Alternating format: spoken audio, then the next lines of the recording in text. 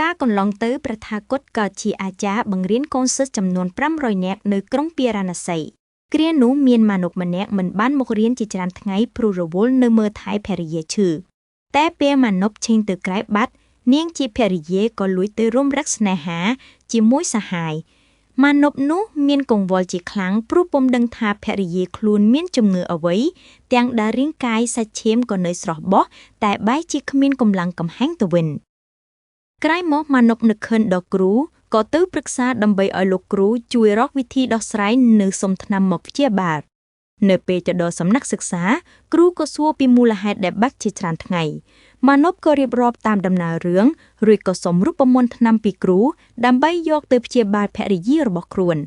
ពេលស្ដាប់ចប់ហើយគ្រូក៏ដឹងភ្លាមថានេះគ្រាន់តែជាល្បិចរបស់មនុស្សស្រីនោះទេទើបគាត់ប្រាប់ទៅចៅមាណពនោះថា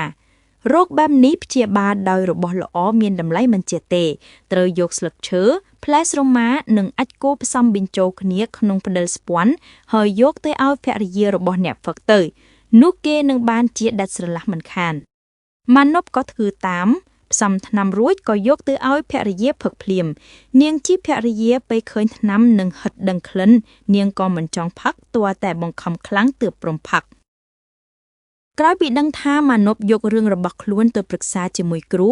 នាងភរិយាក៏គិតថាល្បិចរបស់ខ្លួនពិតជាត្រីគេដឹងហើយទើបឈប់ហ៊ានមាយាធ្វើជាឈឺនិងឈប់ហ៊ានធ្វើខុសសីលធម៌តទៅទៀត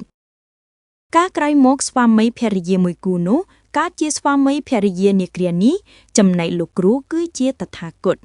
ការសម្ដែងពុទ្ធបុត្រដើម្បីលាក់បាំងទោសកំហុសឬភាពខ្ជិលច្រអូសគឺជារឿងដែលមិនគួរធ្វើឡើយ